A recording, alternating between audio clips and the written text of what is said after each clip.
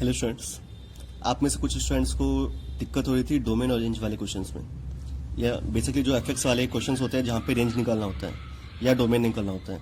ऐसे क्वेश्चंस में कुछ बच्चों को दिक्कत है, तो उन्होंने मुझे मैसेज किया है। तो आइए कुछ क्वेश्चन हैं जो कि शुरू करते हैं, जो कि आपके मिसलेनियस एक्सरसाइज के हैं।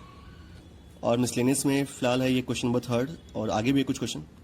मैं लाइन से इन क्वेश्चन को बता रहा हूँ, एक बार देखिएगा ध्यान से और साथ में कोशिश कीजिएगा। आप इस वीडियो को देखने से पहले एक बार ट्राई कीजिए क्वेश्चन नंबर 3। ओके, 3 ट्राई कीजिए कि क्या आपसे होता है नहीं होता। अगर होता है तो अच्छी बात है, नहीं होता तो फिर वीडियो देखिए अच्छे से। That's a question number 3।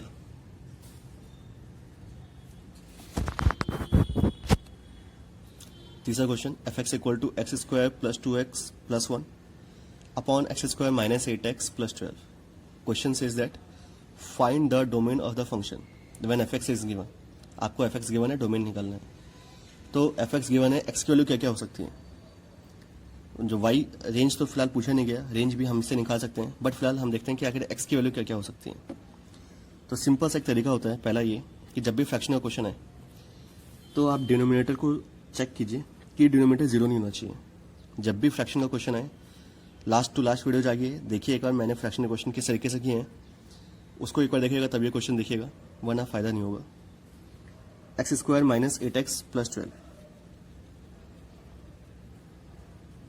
ये जीरो के इक्वल नहीं होना चाहिए। अगर ये जीरो के इक्वल होगा इट मीन्स आपके पास फंक्शन डिक्लाइन कर जाएगा, काम नहीं करेगा बेसिकली। तो हम देखते हैं क्या ये जीरो कब होगा। तो फैक्टराइज करके देखते हैं क्या ये फैक्टराइज हो सकता है। 12, आपको जो भी तरीका अच्छा लगता है, स्प्लिटिंग मेथड और समथिंग, जो भी तरीका पसंद हो।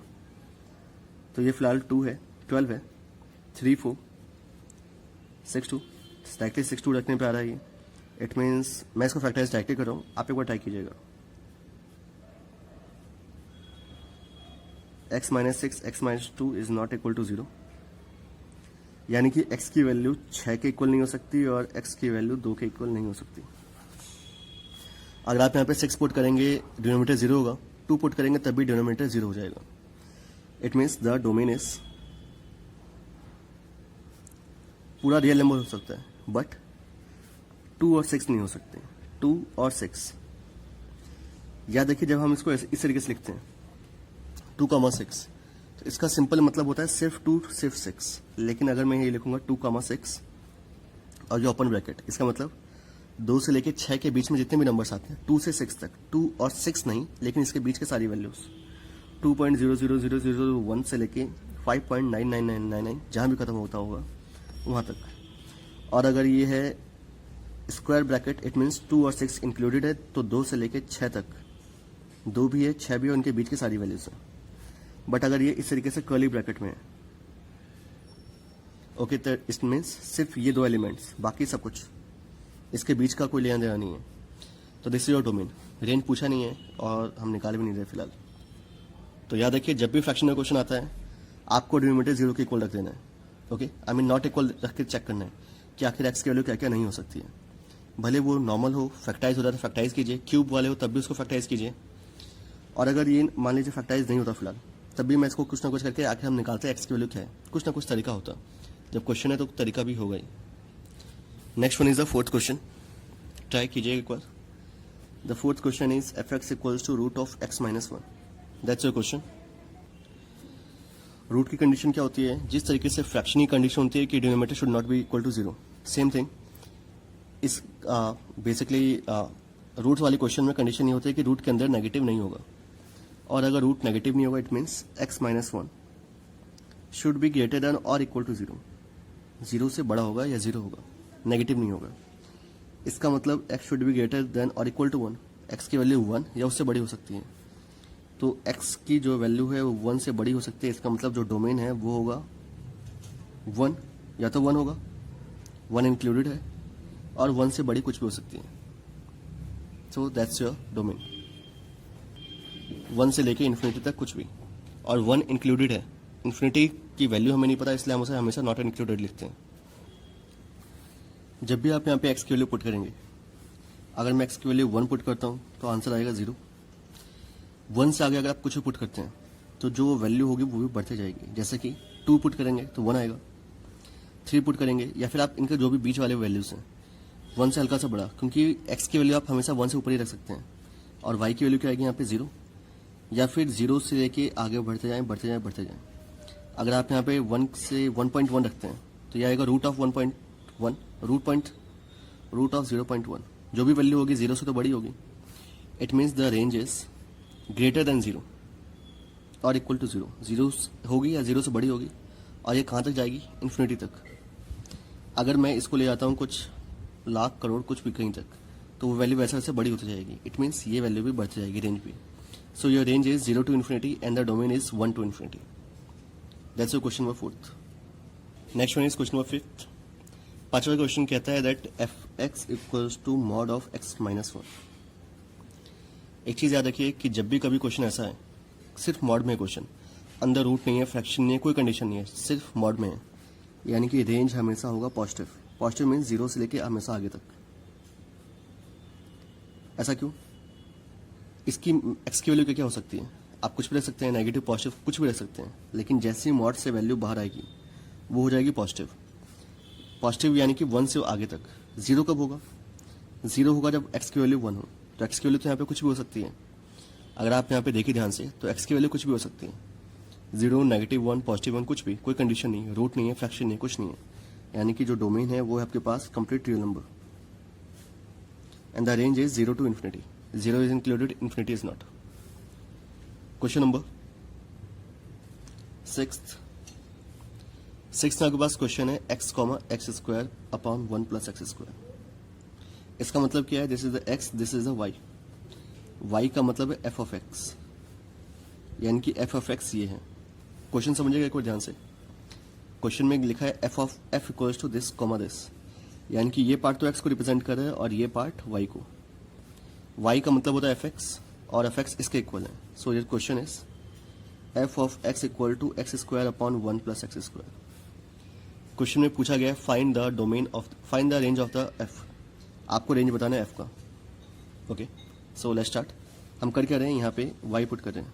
सो let y equal to fx and y equals to x² upon 1 + x²।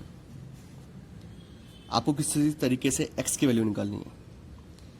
x यानी कि पूरी तरीके से y के फॉर्म में आना चाहिए। जैसे कि ये आपके पास जो क्वेश्चन से ऊपर वाले जितने भी सभी fx के इक्वल्स टू x के फॉर्म में थे। अब आपके पास x इक्वल्स टू y के फॉर्म में इक्वेशन बननी चाहिए। ये उधर गया multiply y into 1 + x² equals to x²।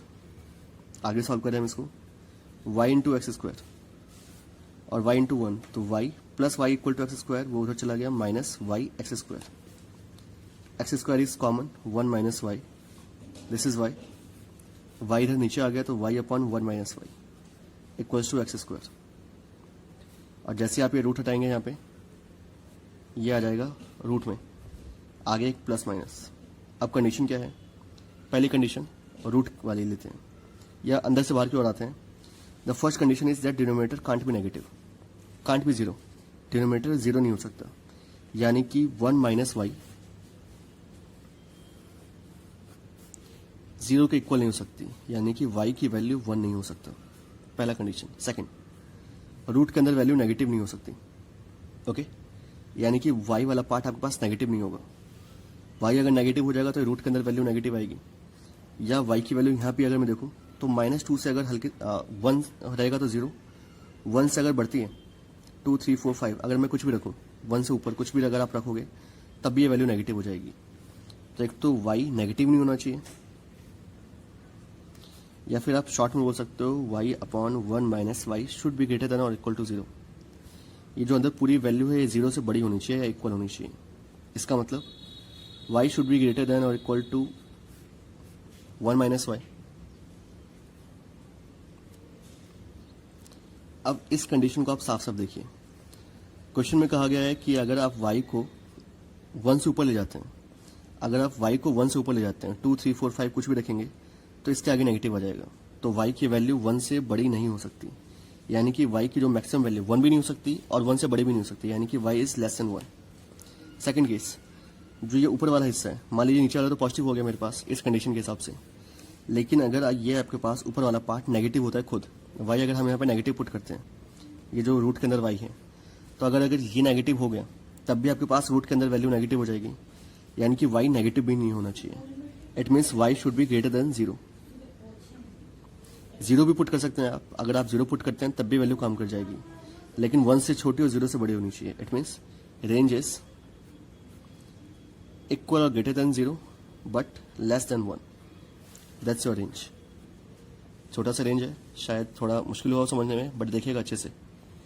Next question is, that's a question just पिछले वाले जैसा है. यहाँ पे आपको रेंज निकालना है. ये बस क्वेश्चन बस इसलिए ताकि जो पिछला क्वेश्चन हो सकता है आपको हल्का सा उसमें डाउट हो, तो ये एक बार हम दूसरा क्वेश्चन करके देख सकें कि आखिर ऐसे क्वेश्चन किस तरीके से होंगे. पहला केस कि जो आपके पास डिनोमिनेटर है वो 0 के इक्वल नहीं होना चाहिए, यानी कि x can't be equal to 2. First case. Second, ये खुद नेगेटिव नहीं होना चाहिए, यानी कि x minus 2 should be greater than और equal to 0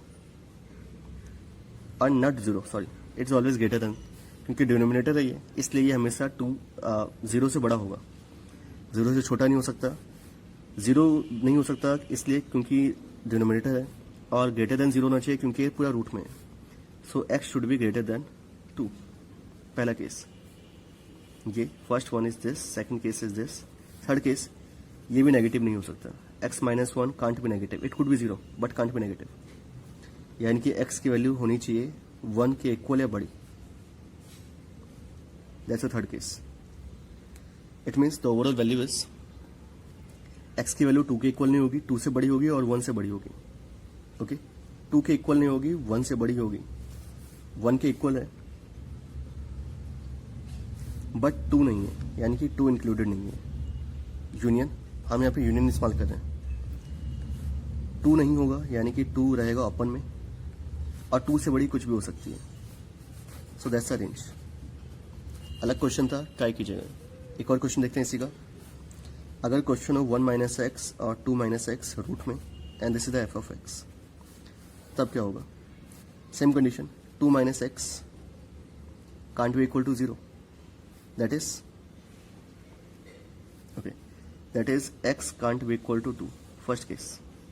second, 2 minus case should be greater than और इक्वल टू 0. ये 0 से बड़ा होना चाहिए. इक्वल नहीं होगा क्योंकि हमने इक्वल वाला केस यहाँ पे कर लिया है. आप चाहे तो दोनों एक साथ कर देते हैं कि यहाँ पे ये लगा के कट कर देते हैं, बट फिलहाल डायरेक्टली ये हिस्सा. So that x should be less than 2. अगर आप इसके हिसाब से चले तो x should be less than 2. x की वैल्यू 2 से कम रहेगी. थर्ड केस, 1 माइनस एक्स भी नेगेटिव नहीं हो सकता, तो 1 माइनस एक्स 0 के इक्वल हो सकता है और बड़ा हो सकता है. इसका मतलब 1 से इक्वल या कम x होगा. यहां से स्टार्ट करते हैं. पहला केस, x की वैल्यू 1 के इक्वल या कम होगी. x की वैल्यू 1 के इक्वल या कम होगी. कम होगी इसलिए मैं इस साइड आ रहा हूँ, ज़्यादा होती तो मैं उस साइड लिखता हूँ.